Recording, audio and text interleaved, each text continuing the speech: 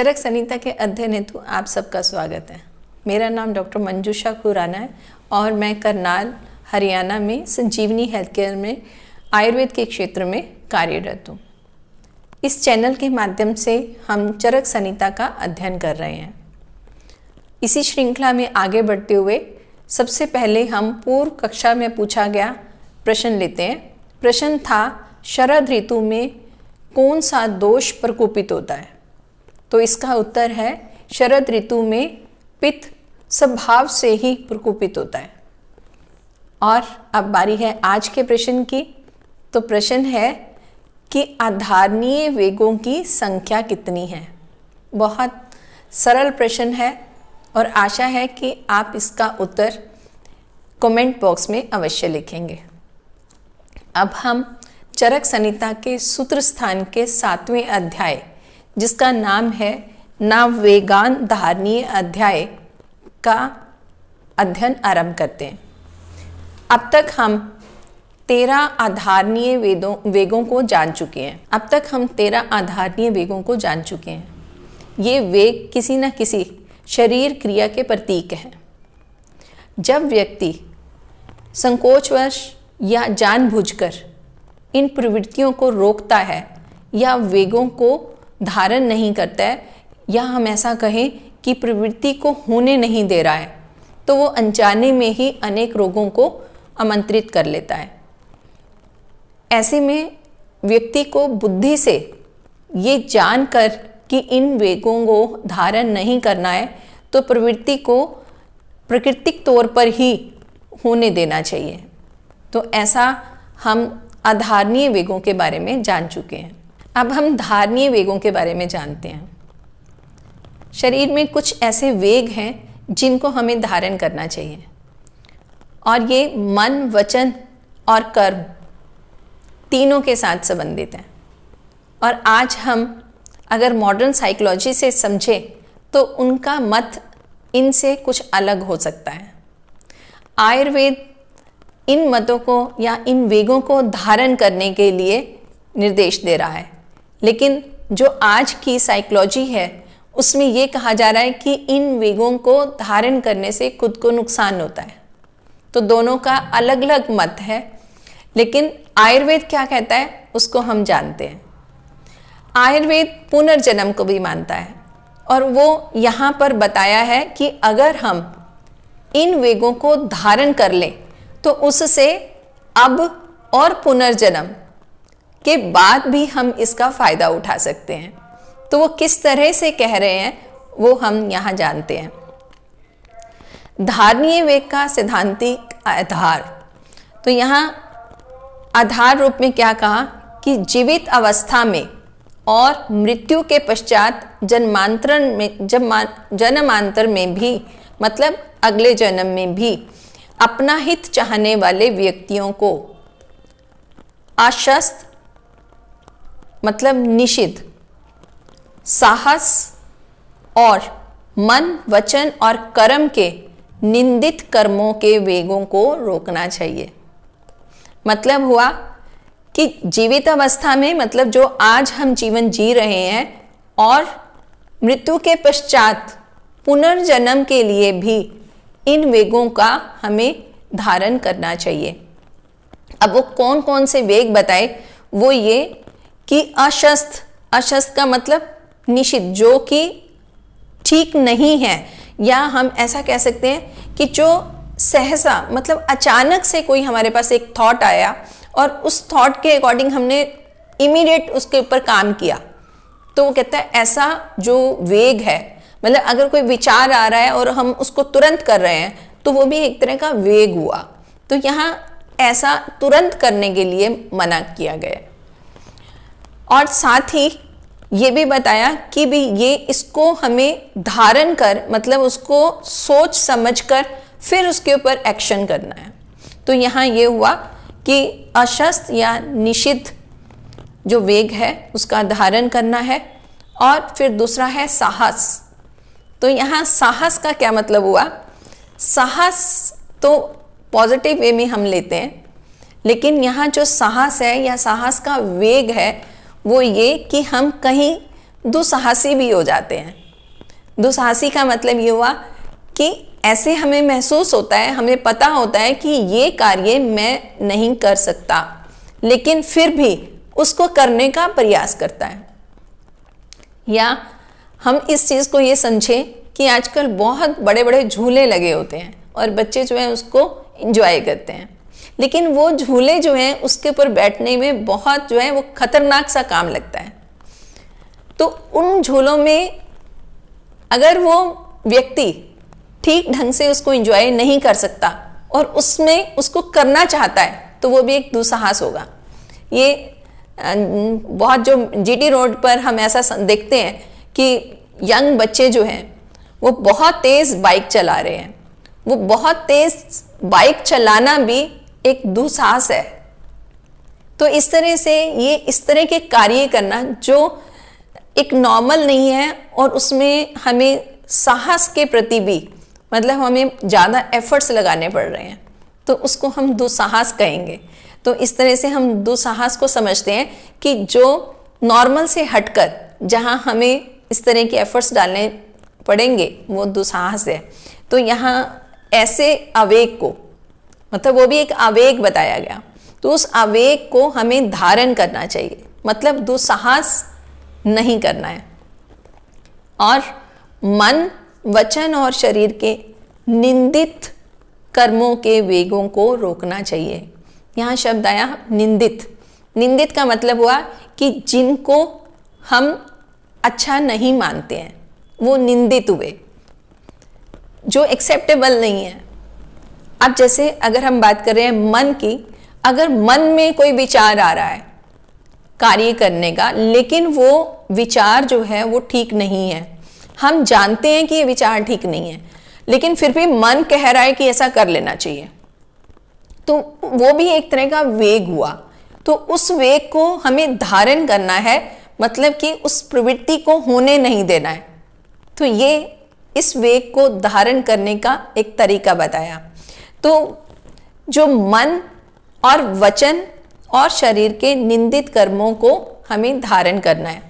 जैसे अभी हमने मन की बात की, ऐसे ही वचन है।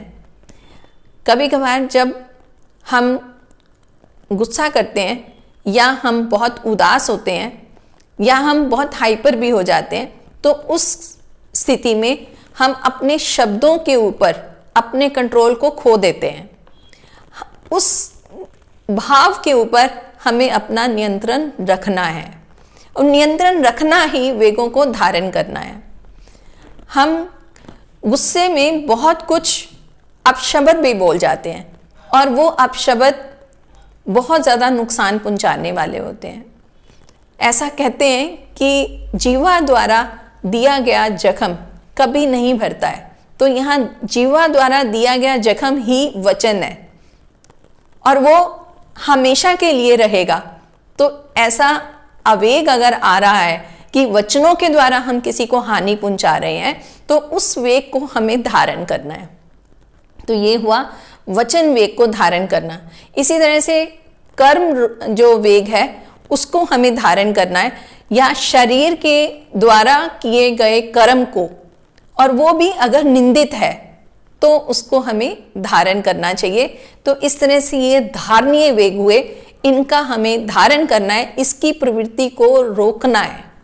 तो इसके बारे में हम आगे बढ़ते हैं। बुरे मानसिक धारणीय वेग। मन से कौन कौन से वेग उत्पन्न होते हैं? वो हैं लोभ, शोक, भय, क्रोध, अहंकार, निर्लज्जता, ईर्ष्या, अतिराग या प्रेम, अभिद्या आदि मानस वेगों को रोकना चाहिए। तो ऐसा मानस के वेग बताए कि हम किसी भी चीज़ के लिए लालच कर सकते हैं, वो हमारा वेग है। चाहे वो धन की हमारी लालसा हो, चाहे वो मान की लालसा हो, या किसी भी तरह की कोई भी अगर हमें लालसा है तो हमारा वो वेग है। उस लालसा को कंट्रोल करना या उसका धारण करना ही यहाँ पर धारणीय वेग कहा जाएगा। उसके पश्चात हम किसी भी बात के लिए, किसी भी कार्यवश हम शोक अवस्था में जा सकते हैं, हम उदास हो सकते हैं, तो उस चीज़ को भी हमें, उस वेग को हमें धारण करना चाहिए, ना कि हमें वो उसकी प्रवृत्ति आने देना चाहिए।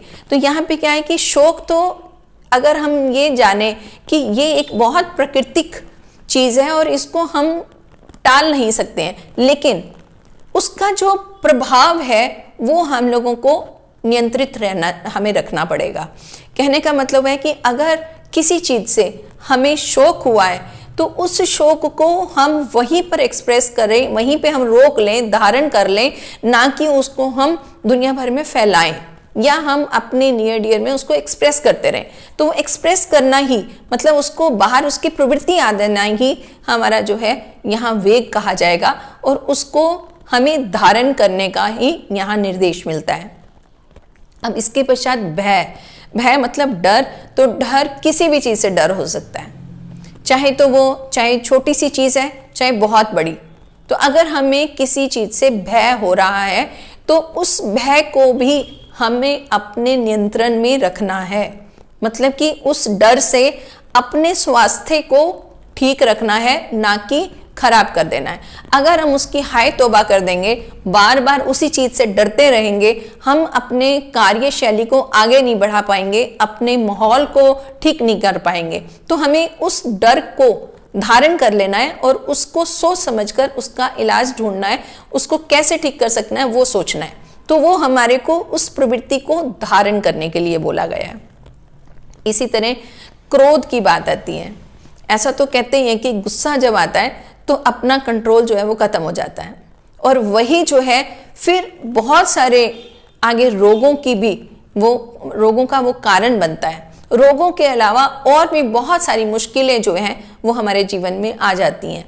तो यहाँ पर इस वेग को धारण करने का हमें निर्देश मिलता है कि हम इन क्रोध को भी धारण कर लें, ना कि हम एकदम एक्सप्रेस करें।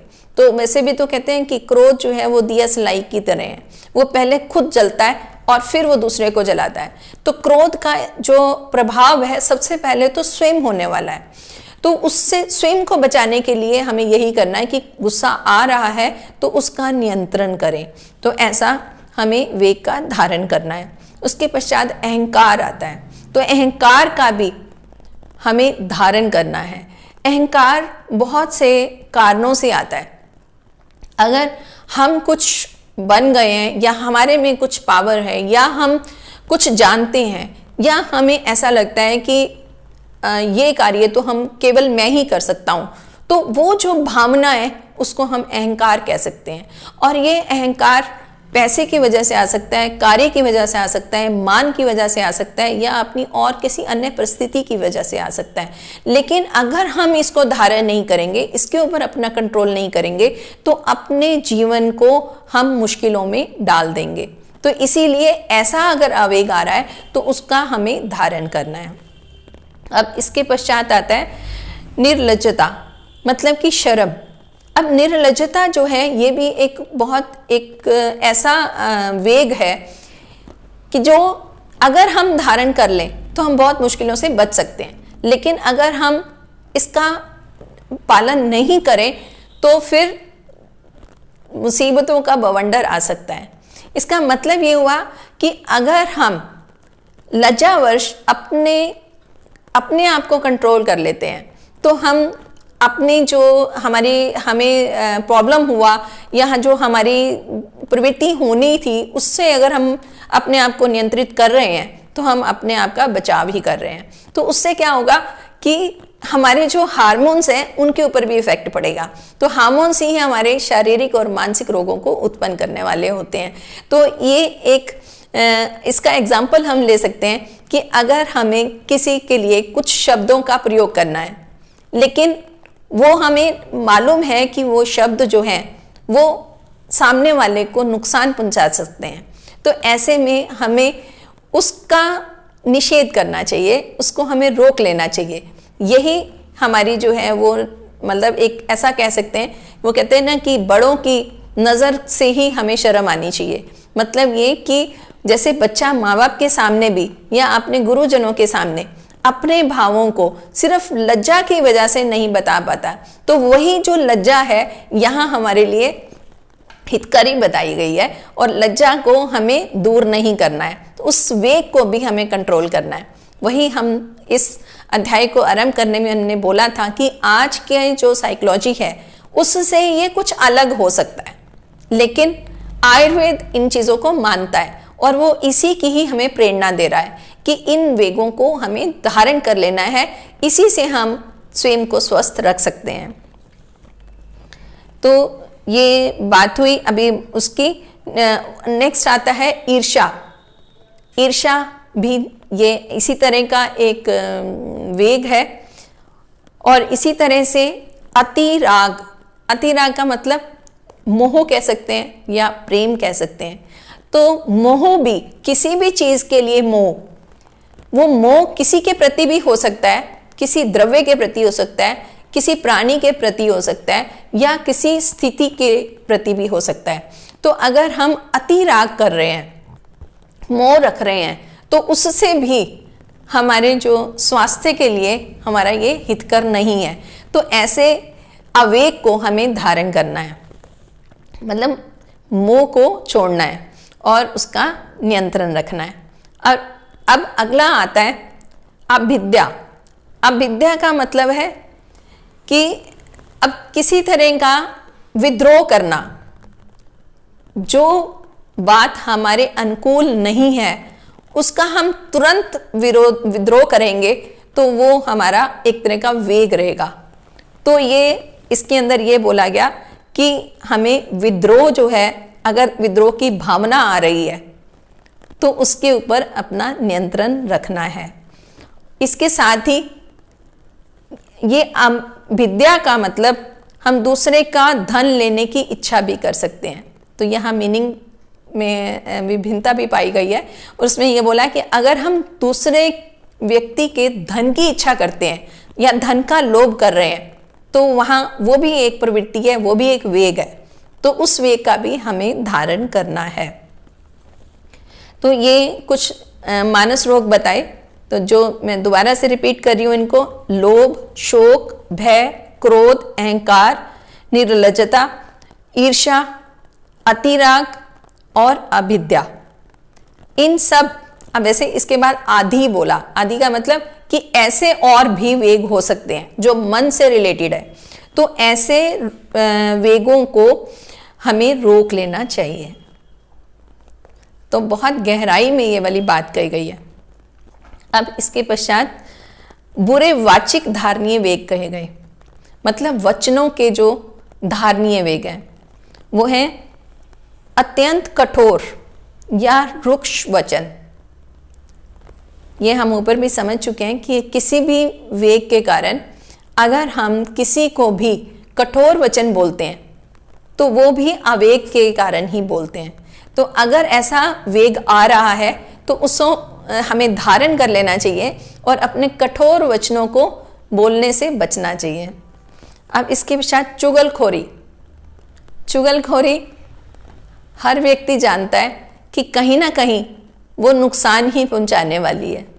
एक की बात दूसरी, दूसरी को तीसरी की, और वो बात है या नहीं है उसके बारे में अनाप शनाप कुछ भी बोलना, तो वो चुगलखोरी हुआ। तो चुगलखोरी करना भी एक तरह का वेग है, और उस वेग को भी धारण कर लेना है, उसको भी हम उस प्रवृत्ति को भी होने नहीं देना है। तो ये इसमें हुआ। उसके बाद आता है झूठ बोलना। तो झूठ बोलना भी एक तरह का आवेग है।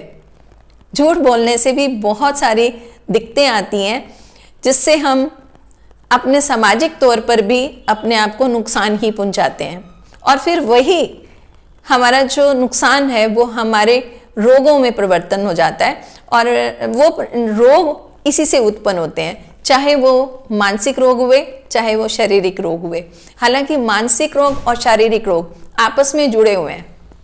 अगर पहले मानसिक रोग उत्पन्न हो जाते हैं तो फिर वो समय के साथ साथ शारीरिक रोग भी उत्पन्न होते हैं, और इसी तरह से अगर पहले शारीरिक रोग उत्पन्न हुए तो फिर वो धीरे धीरे मन को भी प्रभावित करते हैं, और फिर मानसिक रोग भी उत्पन्न हो जाते हैं।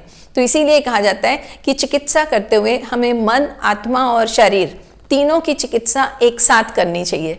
तो यहाँ पर ये विषय बताया गया कि ये जो अभी हमें वेगों के बारे में बता रहे हैं, इन वेगों का भी हम नियंत्रण करें तभी हम स्वस्थ रह सकते हैं। और इसके पश्चात अगला बताया कि अकाल युक्त वचन कहना। तो अकाल युक्त मतलब वो शब्द कह देना जिनका उस समय कोई हमारे को कहने की ज़रूरत नहीं है। समय के अनुसार वचनों को अगर कहा जाए तो उसका प्रभाव हम हितकारी देख सकते हैं, लेकिन समय वैसा शब्द कहने के लिए नहीं था, लेकिन वो शब्द कह दिए गए तो वो नुकसानदायक हो सकता है। तो इसलिए अकाल युक्त वचन भी वेगों के कारण ही होता है। तो इसमें अत्यंत कठोर वचन, चुगलखोरी, झूठ बोलना और अकाल युक्त वचन वेग बताए गए हैं, इनको हमें धारण करना चाहिए। अब आगे है अशस्त्र शारीरिक धारणीय वेग। अब शरीर के द्वारा कौन से वेग हैं जिनको धारण करना चाहिए उनके बारे में बताया कि कोई भी स्थिति हो तो उसमें अगर हम दूसरे को नुकसान पहुंचा रहे हैं तो उसको लिखा है कि दूसरे को पीड़ा देने वाले शरीर के कर्म सभी एक वेग के कारण है और इन वेगों को हमें धारण करना चाहिए। मतलब हमारा प्रयास ये रहना चाहिए कि हम किसी भी तरह से किसी भी प्राणी को हम नुकसान नहीं पहुंचाएं। तो ये हुआ शारीरिक वेग जिसे धारण करना है। अब इसके पश्चात अगला जो है वो है पर स्त्री का दुर्व्यवहार। मतलब उसमें पर स्त्री के बारे में बताया कि स्त्रियों को अगर किसी भी तरह से, और यहाँ पर शरीर की बात हो रही है, शारीरिक धारणीय वेग की बात हो रही है कि व्यक्ति में शारीरिक वेग के कारण अगर किसी पर स्त्री को नुकसान पहुंचाया जाता है, उससे दुर्व्यवहार किया जाता है, उसको किसी भी तरह से पीड़ा दी जाती है, तो वो वेग भी धारणीय वेग है। मतलब कि उस वेग को धारण कर लेना है और ये काम नहीं करना है। और इसके बाद इन कर्मों में आगे बताया कि चोरी और हिंसा, इनका भी हमें धारण कर लेना चाहिए। अगर मन में कहीं चोरी करने की इच्छा हो रही है या हमारे को कहीं हिंसा करने की इच्छा हो रही है, हिंसा किसी भी तरह से नुकसान पहुंचाने वाली है, तो उसको हमें धारण कर लेना चाहिए। तो इस तरह से ये अलग अलग वेग थे जो कि मन के वेग और वाचिक धारणीय वेग और शारीरिक धारणीय वेग, जिनका हमें धारण करना चाहिए। अब हम यहाँ ये धारणीय वेग के बारे में जान चुके हैं और इसमें फिर वेग धारण से लाभ बताए गए हैं। तो इसमें कहते हैं कि इस प्रकार नियमों का पालन करने से मनुष्यों के मन, वचन और कर्म पाप रहित हो जाते हैं, जिससे वह पुरुष पुण्य का भागी होता है तथा सुखपूर्वक धर्म, अर्थ और काम को प्राप्त कर उसके फलों का उपयोग करता है। तो धारणीय वेगों का सार में ये फायदा बताया गया कि अगर हम इन वेगों को धारण कर लेंगे तो सुखपूर्वक अपने हम धर्म, अर्थ और काम, जो कि मनुष्य जीवन की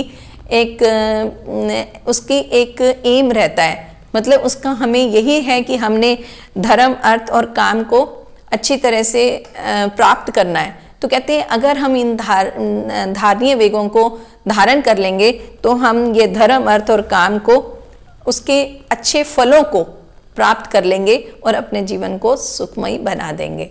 तो इस तरह से ये धारणीय वेग हुए। अब इसके पश्चात व्यायाम का वर्णन आता है। तो व्यायाम क्या? तो परिभाषा में बताया कि शरीर की जो चेष्टा यहाँ क्रिया के लिए लगाया, मतलब अगर हम कुछ काम करते हैं तो वो उसको हम चेष्टा, यहाँ पर शब्द यूज हुआ। तो शरीर की जो चेष्टा या क्रिया मन के अनुकूल, यहाँ शब्द एक और आया कि मन के अनुकूल, शरीर में स्थिरता लाने वाली और बल को बढ़ाने वाली हो, तो उसे शारीरिक व्यायाम कहते हैं। तो इसे उचित मात्रा में सेवन करना चाहिए। एक ही लाइन के अंदर महर्षि ने हमारे को बहुत कुछ समझाया है। इसमें बोला गया कि शरीर की जो चेष्टा मन के अनुकूल हो, तो हम पहले यही समझेंगे कि यहाँ व्यायाम जो है वो तो एक्सरसाइज करने के लिए कहा गया है और जनरली हम यही समझते हैं। लेकिन यहाँ ये कहा गया कि कोई भी कार्य जो आपको ठीक लगता है, आपके मन के अनुकूल है, आप उसी के अनुसार ही अपने शरीर को, आप शरीर से व्यायाम करवाएं। अब यहाँ मन के अनुकूल का मतलब क्या हुआ? अब यहाँ हम देखते हैं कि कोई तो व्यक्ति जिम जाकर एक्सरसाइजेस करता है, कोई व्यक्ति घर में योग आसन करता है और कोई व्यक्ति अपना कार्य करते हुए ही अपनी एक्सरसाइज पूरी कर लेता है। तो वहां पर भाव क्या हुआ कि वो कार्य शरीर की चेष्टा के अनुकूल हो, मतलब कि शारीरिक काम होना चाहिए, तो वो होना भी आपकी अपनी पसंद से होना चाहिए। तो वही व्यायाम है। बहुत गहराई में कही गई बात है। और फिर उसके बाद कहा कि वो जो हम चेष्टा करेंगे उस चेष्टा से शरीर में स्थिरता भी आनी चाहिए। मतलब जो हमारे मन कह रहा है, केवल मात्र वो मन के अनुसार नहीं करना है, उस मन के अनुकूल चेष्टा से हमारे शरीर में स्थिरता भी आनी चाहिए। इसका मतलब हुआ कि शरीर का भी उसमें उसके अंदर बल या उसका हमारे को स्थिरता का मतलब कि स्वास्थ्य मेंटेन होना चाहिए। तो वही व्यायाम है। और उसके पश्चात कहा गया कि ये शरीर में स्थिरता लाने वाला हो और वही चेष्टा जो है वो शरीर का बल भी बढ़ाने वाली हो। तो बातें हुई कि वो चेष्टा जो मन के अनुकूल है, शरीर में स्थिरता लाने वाली है और शरीर में बल बढ़ाने वाली हो, उसी स्थिति को या उसी क्रिया को ही हम व्यायाम कहते हैं। अब डेफिनेशन तो बता दी, लेकिन साथ ही ये बताया कि इसे उचित मात्रा में सेवन करना चाहिए। अब हम व्यायाम तो कर रहे हैं, लेकिन उसकी मात्रा कितनी है वो भी ज़रूरी है, उसका ध्यान देना। अगर हम व्यायाम को कम मात्रा में करेंगे तो हमारे शरीर में स्थिरता और बल की कमी रहेगी। लेकिन हम उसी को ही अगर अति करते हैं, मतलब हम ज़्यादा कर रहे हैं, तो उससे क्या होगा कि हमारे शरीर की फिर भी बल की हानि होगी और शरीर में स्थिरता की उत्पत्ति नहीं होगी। तो इन चीज़ों को समझते हुए हमें व्यायाम करना है। ठीक है, तो अभी आज हम इतना ही पढ़ते हैं और अंत में दोबारा से ये लाइन कि शरीर की जो चेष्टा मन के अनुकूल, शरीर में स्थिरता लाने वाली और बल बढ़ाने वाली हो, उसे शारीरिक व्यायाम कहते हैं और इसे उचित मात्रा में ही सेवन करना चाहिए। आने वाली कक्षा के में हम ये समझेंगे कि किस तरह से व्यायाम करना चाहिए और उसके क्या फ़ायदे हैं, और अगर हम नहीं करते तो क्या नुकसान हो रहा है, और अगर हम गलत तरीके से करते हैं या अति मात्रा में करते हैं तो उससे क्या नुकसान होने वाला है। आप सबका बहुत बहुत धन्यवाद।